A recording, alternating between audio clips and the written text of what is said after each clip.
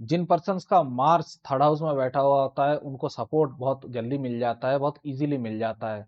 और हाँ, third house हमारे आर्टिस्टिक स्किल्स को रिप्रेजेंट करता है, तो मार्स बैठने के कारण ये एम्पलीफाई भी हो जाता है, जिससे आपके आर्टिस्टिक स्किल्स भी बहुत ज़्यादा बढ़ जाते हैं। अगर मंगल चौथे घर में पॉजिटिव होता है तो ये बहुत ज्यादा प्रॉपर्टीज भी दे देता है। साथ ही आपको देखने में ये भी मिलेगा कि फैमिली के प्रति प्रोटेक्टिव भी बना देता है।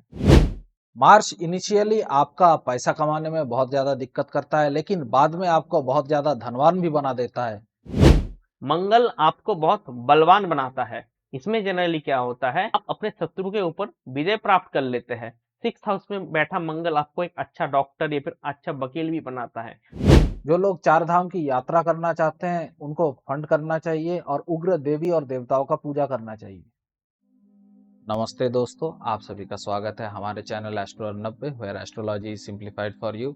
आज हम डिस्कस करने वाले हैं मार्स या मंगल के बारे में। जब ये प्लैनेट हमारे कुंडली के 12 हाउसेस में से हर एक घर में बैठता है तो इफेक्ट क्या होता है उसके बारे में आज हम डिटेल डिस्कशन करने वाले हैं। तो चलिए शुरू करते हैं, लेके हनुमान जी का नाम। तो पहले हम बात करने वाले हैं मार्स इन फर्स्ट हाउस।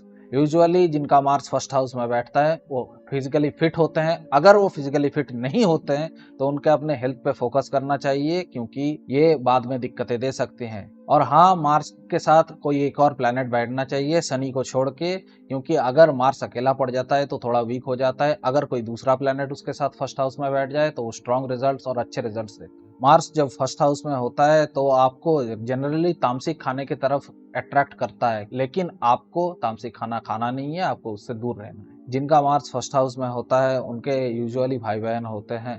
और हाँ, अगर मार्स अकेला रहता है फर्स्ट हाउस में तो इसका इफेक्ट 28 साल के बाद शुरू होता है, जिससे आपका भाग्य खुल जाता है, जिससे आप बिजनेसमैन भी बन जाते हैं, इंडिपेंडेंट हो जाते हैं, आपको बहुत सारे प्रॉपर्टीज भी मिलती है। लेकिन आपको केयरफुल रहना है, क्योंकि मार्स जब फर्स्ट हाउस में होता है तो ये जल्दबाजी करवाता है और जल्दबाजी में गलतियां हो जाती हैं। इसलिए आपको एकदम पेशेंटली काम करना है, बिल्कुल भी जल्दबाजी नहीं करना है, ठीक से काम करना है। जब मार्स फर्स्ट हाउस में होता है तो यूजुअली आपके पिंपल्स हो सकते हैं, आपका हेयर फॉल ज्यादा होता है, यूजुअली आपके बॉडी हीट को बढ़ा देता है। और आपका अगर मार्स फर्स्ट हाउस में बैठा हुआ है और आपका कुंडली का लगन लियो, सैजिटेरियस या एरीज का होता है तो इसके इफेक्ट्स और भी ज्यादा बढ़ जाते हैं। अभी तक मैंने जो भी एक्सप्लेन किया है, अगर आपका उससे मिसमैच हो रहा है तो शायद आपका मार्स पीड़ित हो सकता है किसी और प्लैनेट की दृष्टि द्वारा। इससे बचने के लिए आपको विनम्र रहना है, सेवा भाव से काम करना है और किसी का क्रेडिट नहीं खाना है।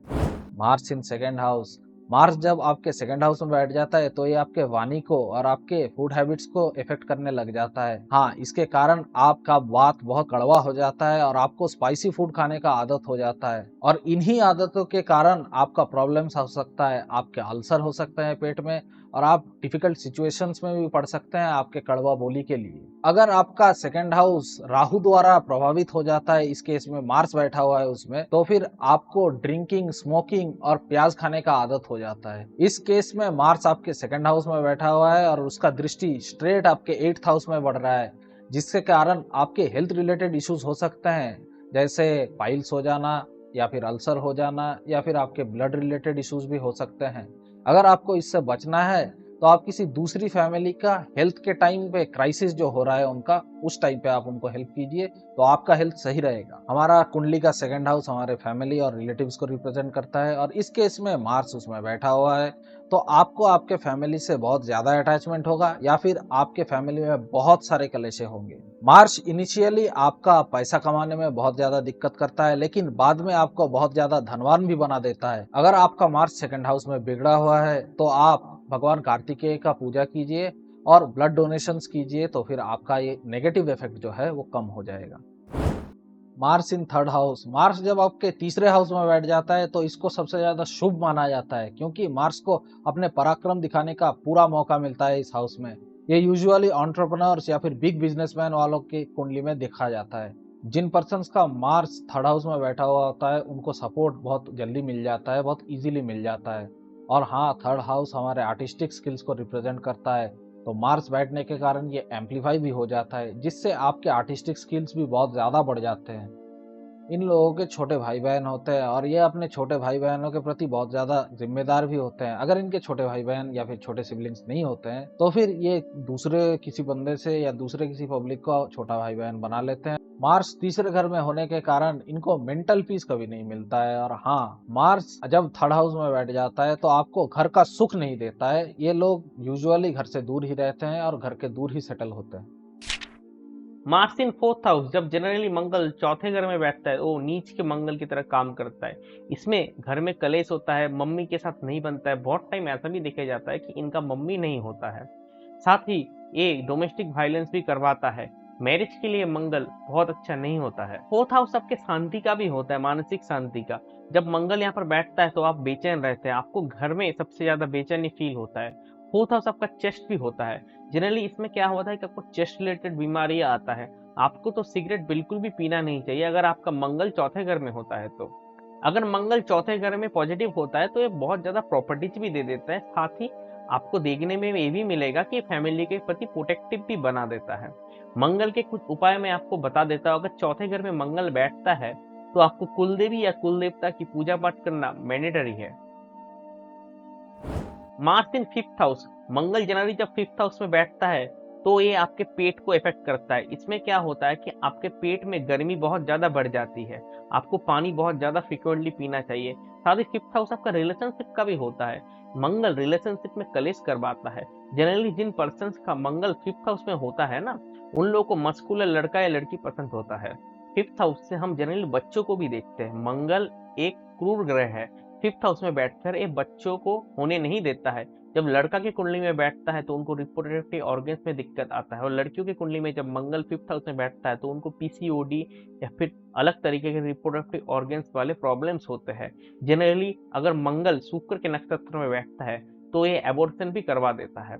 36 साल की उम्र के बाद ये मंगल मैच्योर होता है, उसके बाद आपकी किस्मत खुलती है। बहुत टाइम ऐसा भी देखा जाता है कि मंगल जब फिफ्थ हाउस में होता है तो आपके बच्चों से आपको प्रॉपर्टीज मिलता है। Fifth house is future planning. Fifth house से हम फ्यूचर प्लानिंग भी देखते हैं। जब मंगल किसी का फिफ्थ हाउस में होता है तब हमको फ्यूचर को अच्छे से प्लान करना होता है। एक चीज और बता देता हूँ कि रेमेडी आपको फिफ्थ हाउस में जब मंगल बैठेगा तब करना ही होता है।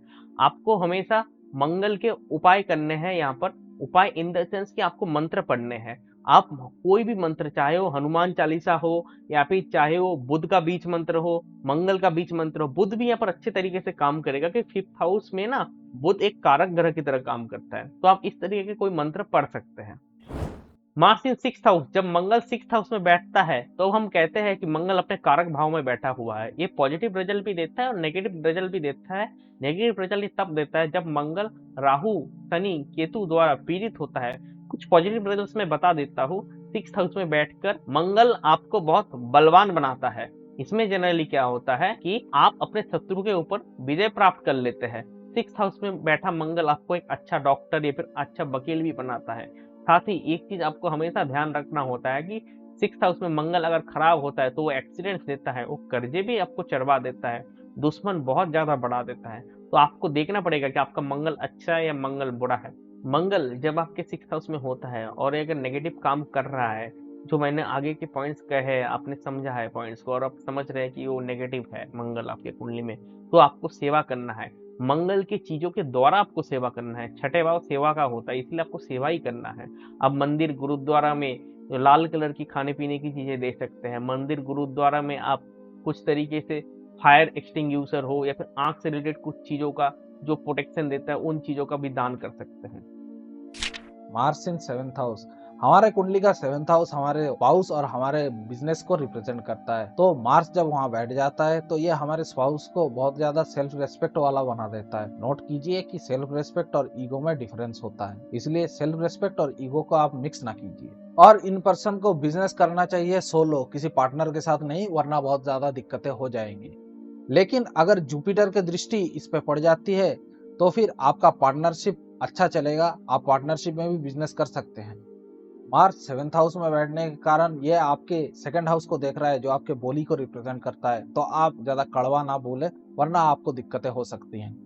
अगर मार्स आपका नेगेटिवली काम कर रहा है यहाँ बैठ के, तो आप अपने स्पाउस से अच्छा रिलेशन रखें और आपके भाई बहनों के साथ भी अच्छा रिलेशन रखें, तो आपका नेगेटिव इफेक्ट दूर हो जाएगा। Mars in eighth house, Mars जब आठवें घर में बैठ जाता है और अगर अच्छा होता है तो ये आपको बहुत सारे प्रॉपर्टीज देता है, लेकिन अगर ये बुरा होता है तो ये आपके प्रॉपर्टीज छीन भी लेता है। और आपके एट्थ हाउस में अगर मार्स के साथ केतु बैठा हुआ होता है तो ये आपको बहुत ज्यादा नेगेटिव इफेक्ट देता है। ये आपको हेल्थ रिलेटेड प्रॉब्लम्स तो देता ही है, साथ में आपके फैमिली मेंबर्स आपको डिसोन कर देते हैं। लेकिन इनको इंश्योरेंस रिलेटेड बहुत ज्यादा बेनिफिट्स मिलते हैं। ये लोग अगर कार इंश्योरेंस, हेल्थ इंश्योरेंस, ऐसे कोई भी इंश्योरेंस लेते हैं तो बहुत ज्यादा प्रॉफिट मिलता है इनको। यूजुअली ये लोग बड़े बड़े सर्जन्स होते हैं या फिर बड़े बड़े इंश्योरेंस एजेंट्स होते हैं या फिर बड़े एमएसएमई में काम करने वाले लोग होते हैं। ध्यान रखिए कि इन जैसे पर्सन्स का एक्सीडेंट होने के चांसेस बहुत ज्यादा होते हैं और इनके गुप्तांग रिलेटेड प्रॉब्लम्स भी आते हैं बाद में। जिनका मार्स 8th हाउस में बैठा हुआ है उनको रेमेडीज करनी ही है वरना बहुत ज्यादा दिक्कतें होंगी। उनको हनुमान चालीसा का दान करना है नीडी पर्सन्स को, और उनको ब्लड डोनेशंस भी करना चाहिए उसी भी ब्लड डोनेशन कैंप्स में। और हाँ, उनको किसी पर्सन का अगर एक्सीडेंट हो जाए ऐसा दिखे तो उन पर्सन का हेल्प करना चाहिए। मार्स इन 9th हाउस, हमारे कुंडली का 9th हाउस हमारे भाग्य को रिप्रेजेंट करता है और मार्स जब 9th हाउस में बैठ जाता है तो ये हमारे भाग्य की वृद्धि करता है। यूजुअली जो पर्सन्स के कुंडली में 9th हाउस में मार्स बैठा हुआ है वो लोग वेल्दी फैमिली से आते हैं। अगर मार्स 9th हाउस में पॉजिटिव होता है तो इनका फैमिली और इनका इज्जत टाइम के साथ साथ बढ़ता रहता है, और अगर नेगेटिव होता है तो इसका इफेक्ट टाइम के साथ साथ घटता है और उल्टा इफेक्ट होने लग जाता है। और 9th हाउस फादर को रिप्रेजेंट करता है और मार्स जब बैठ जाता है तो ये आपके फादर के अगेंस्ट आपको रेबेलियस बना देता है। अगर ये व्यक्ति मेहनत करते हैं तो इनको अपना मेहनत का फल जरूर मिलता है। ये लोग जनरली अपना खुद का घर बनाते हैं और अपने पैतृक संपत्ति में नहीं रहते हैं। अगर ये नेगेटिवली काम कर रहा है तो इनको रेमेडी के हिसाब से जो लोग 4 धाम की यात्रा करना चाहते हैं उनको फंड करना चाहिए और उग्र देवी और देवताओं का पूजा करना चाहिए। मार्स इन 10th हाउस, जब जनरली मंगल 10th हाउस में होता है तब ये जनरली उच्च के मंगल की तरह काम करता है। इसमें क्या होता है कि आपको कैरियर में बहुत तरक्की मिलती है। आप एक इंडिपेंडेंट सोच के पर्सन बन जाते हैं।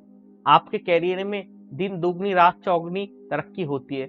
26 साल की उम्र के बाद आपकी तरक्की जनरली होना शुरू होता है। एक चीज आपको हमेशा ध्यान रखना है कि इसमें क्या होता है कि आपको आपके फादर के साथ नहीं बन सकता, क्योंकि मंगल एक एग्रेसिव ग्रह है, ये थोड़ा इंडिपेंडेंट होता है। साथ ही आपके मदर इन लॉ के साथ भी आपके कन्फ्लिक्ट हो सकते हैं।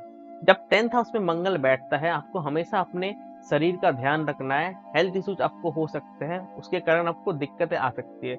कुछ मैं उपाय आपको बता देता हूँ 10th हाउस मंगल का।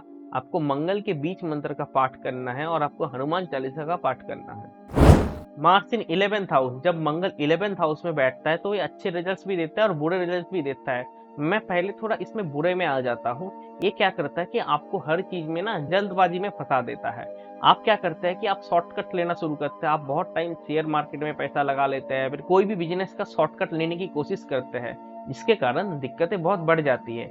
अगर आपको शनि और राहु का सपोर्ट मिलता है तभी आपको शॉर्टकट में फायदा मिलेगा, वरना आपको जो शॉर्टकट आप यूज कर रहे हैं उसका आपको कोई भी फायदा नहीं मिलेगा। 11th हाउस का मंगल का एक पॉजिटिव चीज ये होता है कि आपको रेस्टोरेंट के बिजनेस से, आपको रेंटल इनकम के बिजनेस से, इससे आपको फायदा मिलता है। आपके ऊपर कोई भी केस कचहरी नहीं हो सकता है। आपके दोस्त लोग आपके लिए हमेशा खड़े होंगे, कोई भी अगर दिक्कत होगी तो। 11th हाउस से मंगल आपके स्पीच को डायरेक्ट देख रहा है चौथी दृष्टि से, जो आपके 2nd हाउस में पड़ता है। तो इसमें क्या होता है, आप एक अच्छे मोटिवेशनल स्पीकर भी बन सकते हैं। आपको मैं कुछ उपाय बता देता हूँ जिससे आप मंगल के जो नेगेटिव इफेक्ट्स है 11th हाउस में, उससे आप बच पाएंगे। आप हनुमान जी को आप दिया लगा सकते हैं हर मंगलवार, जिससे मंगल की नेगेटिव इफेक्ट पूरे खत्म हो जाएंगे।